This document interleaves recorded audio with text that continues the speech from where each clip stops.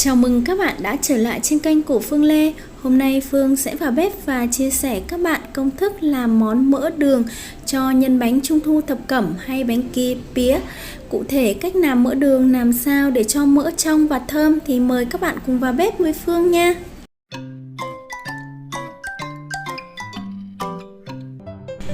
Ở đây mình sử dụng là 400g mỡ thịt heo nhé. Các bạn nên chọn mua mỡ gáy là tốt nhất, thì sẽ được mỡ đường ngon và trong. Và ở đây thì mình sẽ sử dụng là 130g đường trắng, và một chút gốc hành lá, một chút gừng. Mỡ phần khi các bạn mua ở chợ về, các bạn nhớ rằng chúng ta rửa lại bằng muối thật sạch và rửa lại nhiều lần nước nữa nhé. Bây giờ các bạn cùng Phương sơ chế nguyên liệu nha. Trước tiên thì gừng các bạn thái ra thành những nát thật mỏng. Luộc mỡ chúng ta cho hành lá và gừng vào thì mỡ ăn sẽ thơm hơn và không còn mùi hôi. Củ hành lá thì các bạn cũng đập dập ra cho mình như thế này nhá. Đó, rồi chúng ta bỏ qua một bên. Bây giờ chúng ta sẽ tiến hành thái mỡ. Ở đây thì các bạn thái dọc ra thành những miếng nhỏ này. Rồi sau đó các bạn mới trần và luộc qua mỡ.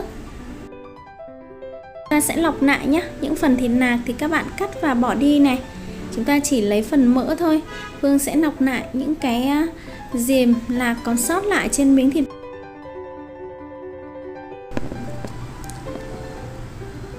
Miếng thịt mỡ thái ra dày và trắng như thế này là mỡ ngon này các bạn. Thái mỡ xong rồi thì bây giờ Phương đã chuẩn bị một nồi nước này, và nồi đã sôi. Lúc này Phương sẽ thả hết phần củ hành lá và gừng tươi vào trong nồi.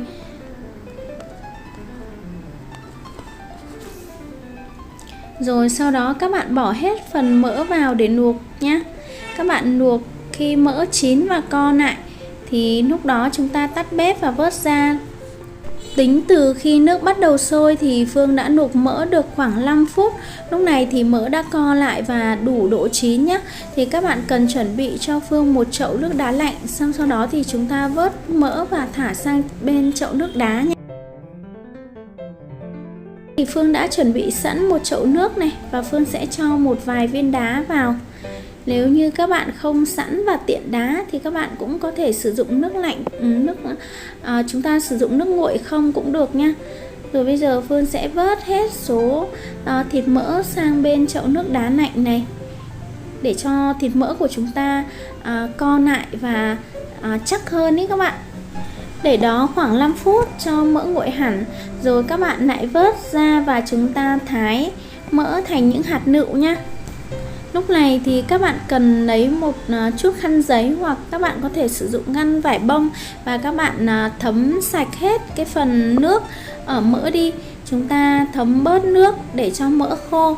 Thì khi chúng ta thái và chúng ta ướp với đường ấy, nó sẽ nhanh thấm đường hơn.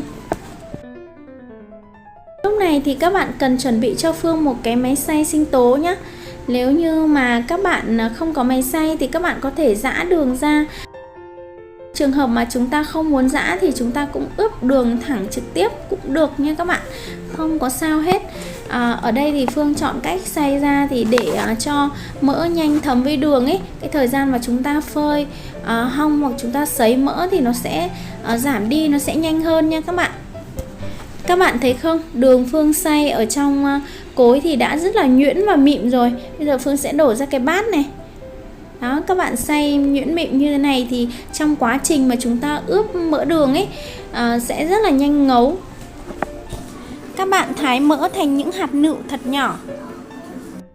Sau khi các bạn thái mỡ thành những hạt nựu nhỏ như thế này rồi thì các bạn sẽ đổ hết phần đường đã xay vào trong tô mỡ nhé. Và các bạn trộn đều chúng lên. Các bạn có thể bóp nhẹ một chút nhé. Lưu ý là chúng ta bóp nhẹ thôi chứ không được bóp mạnh, để tránh trường hợp mà bị gãy mỡ. Mỡ khi mà chúng ta ướp ngấu mỡ rồi thì mỡ sẽ bị lát ấy, và nó sẽ khó đóng thành viên. 3 cách để các bạn có thể hong và làm khô mỡ đường. Cách thứ nhất thì các bạn có thể phơi trước quạt gió từ 1 đến 2 ngày nha. Và các bạn cũng có thể phơi ngoài trời nắng và chọn chỗ nắng có gió nữa. thì chúng ta có thể phơi hong một ngày, hoặc các bạn cũng có thể sấy trong lò nướng hoặc lò vi sóng, hoặc là nồi chiên không dầu cũng được nha.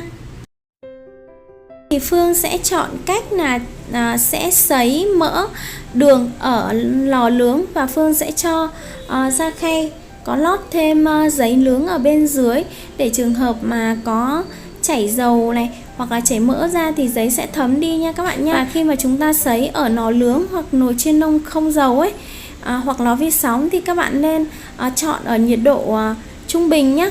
Chúng ta chọn ở nhiệt độ 40 độ C và chúng ta sẽ sấy trong vòng từ 1 đến 2 tiếng. Các bạn sử dụng lò nướng để sấy mỡ đường giống như Phương này, thì các bạn nên chọn ở nhiệt độ 40 độ C và chúng ta không được nướng ở nhiệt độ cao hơn nhé. Khi mà các bạn nướng ở nhiệt độ cao hơn ấy, thì mỡ lúc đó nó sẽ chảy hết cả mỡ ra, và như vậy thì mỡ đường của chúng ta sẽ bị hỏng nha các bạn nha.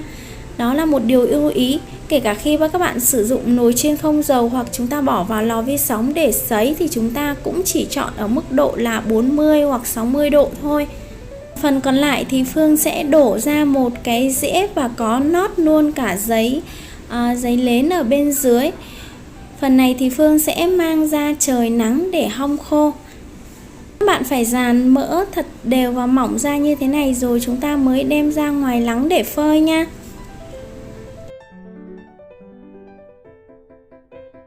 Đây các bạn thấy không, sau khi mà Phương hong ở ngoài nắng khoảng nửa tiếng ấy, thì đường với mỡ đã bắt đầu chảy ra rồi này các bạn.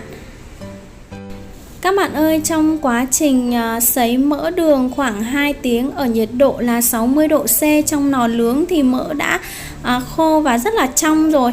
Như vậy là thành quả đã được rồi đấy các bạn.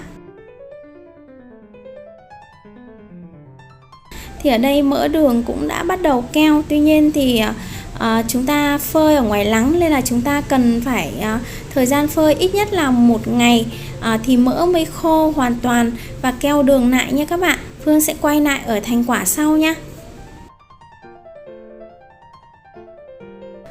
Wow, đây các bạn ơi, đây chính là thành quả sau hơn 1 ngày Phương phơi mỡ đường ở ngoài nắng. Các bạn nhìn cũng rất là ngon đúng không?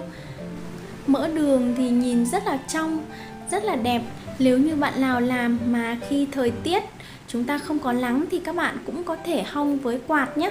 Chúng ta hong quạt thì sẽ mất thời gian lâu hơn thôi, nhưng vẫn cho ra kết quả mỡ rất ngon nha các bạn. Vậy là Phương đã chia sẻ xong các bạn cách làm mỡ đường cho nhân bánh trung thu thập cẩm rồi nhé. Mỡ đường cũng được sử dụng trong nhân bánh pía hay lạc xưởng, ăn cũng rất là ngon. Bây giờ Phương sẽ kết thúc video ở đây. Nếu các bạn thấy video hữu ích, hãy tặng cho Phương một like và nhớ bấm vào mục đăng ký ủng hộ cho kênh của Phương để Phương có thêm động lực ra thêm những video mới hay hơn. Xin chào và hẹn gặp lại các bạn ở những video sau.